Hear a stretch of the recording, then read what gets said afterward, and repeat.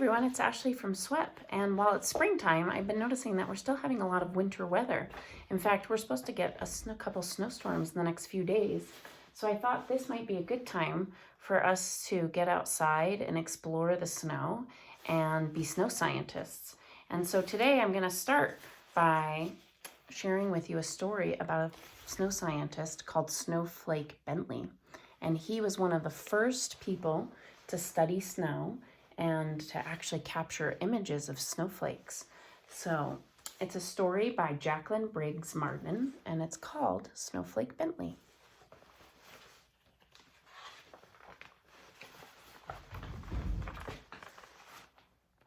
In the days when farmers worked with ox and sled and cut the dark with lantern light, there lived a boy who loved snow more than anything else in the world.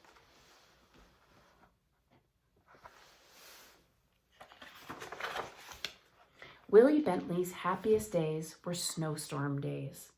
He watched snowflakes fall on his mittens, on the dried grass of Vermont farm fields, on the dark metal handle of the barn door.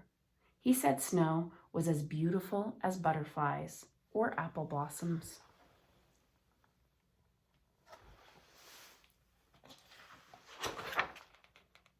He could net butterflies and show them to his brother Charlie. He could pick apple blossoms and take them to his mother, but he could not share snowflakes because he could not save them.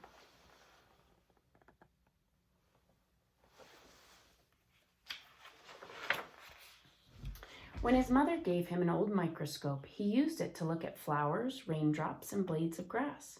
Best of all, he used it to look at snow. While other children built forts and pelted snowballs at roosting crows, Willie was catching single snowflakes.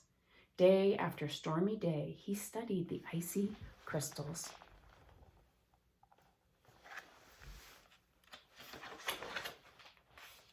Their intricate patterns were even more beautiful than he had imagined. He expected to find whole flakes that were the same, that were copies of each other, but he never did. Willie decided he must find a way to save snowflakes so others could see their wonderful designs. For 3 winters, he tried drawing snow crystals. They always melted before he could finish.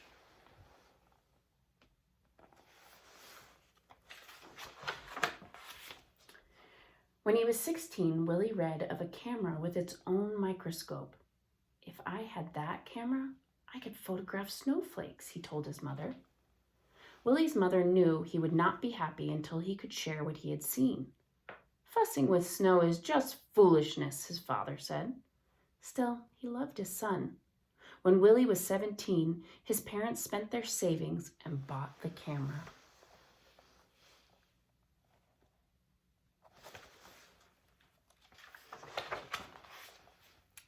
It was taller than a newborn calf and cost as much as his father's herd of 10 cows.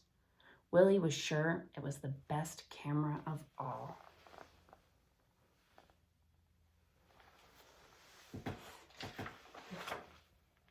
Even so, his first pictures were failures, no better than shadows. Yet he would not quit. Mistake by mistake, snowflake by snowflake, Willie worked through every storm. Winter ended, the snow melted, and he had no good pictures. He waited for another season of snow. One day, in the second winter, he tried a new experiment and it worked. Willie had figured out how to photograph snowflakes.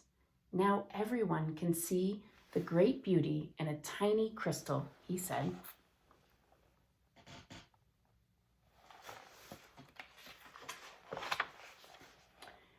But in those days, no one cared. Neighbors laughed at the idea of photographing snow. Snow in Vermont is as common as dirt, they said. We don't need pictures. Willie said the photographs would be his gift to the world. While other farmers sat by the fire or rode to town with horse and sleigh, Willie studied snowstorms. He stood at the shed door and held out a black tray to catch the snowflakes. There he is. When he found only jumbled, broken crystals, he brushed the tray clean with a turkey feather and held it out again.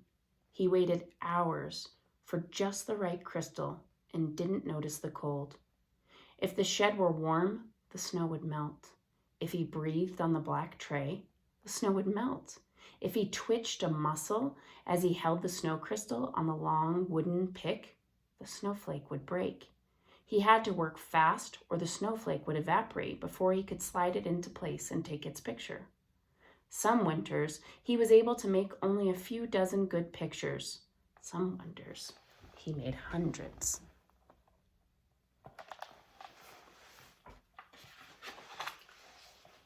Willie so loved the beauty of nature. He took pictures in all seasons.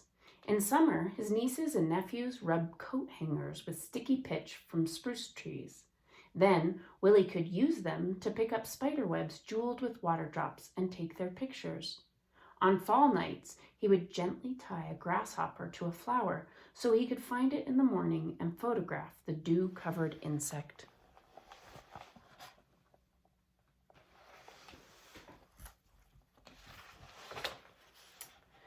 But his snow crystal pictures were always his favorites. He gave copies away or sold them for a few cents. He made special pictures as gifts for birthdays. He held evening slideshows on the lawns of his friends. Children and adults sat on the grass and watched while Willie projected his slides onto the sheet hung over a clothesline.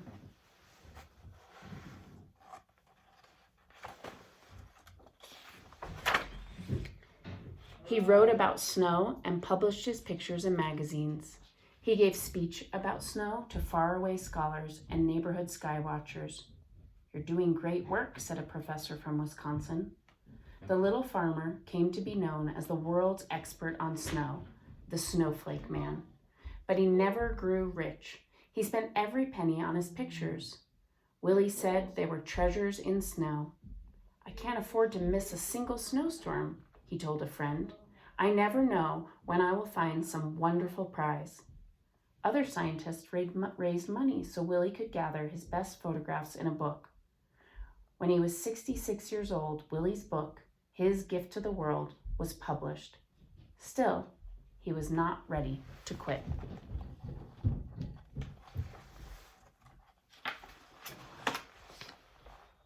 Less than a month after turning the first page of his book, Willie walked 6 miles home in a blizzard to make more pictures.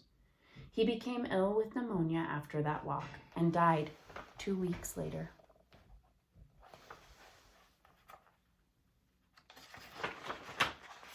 A monument was built for Willie in the center of town. The girls and boys who had been his neighbors grew up and told their sons and daughters the story of the man who loved snow.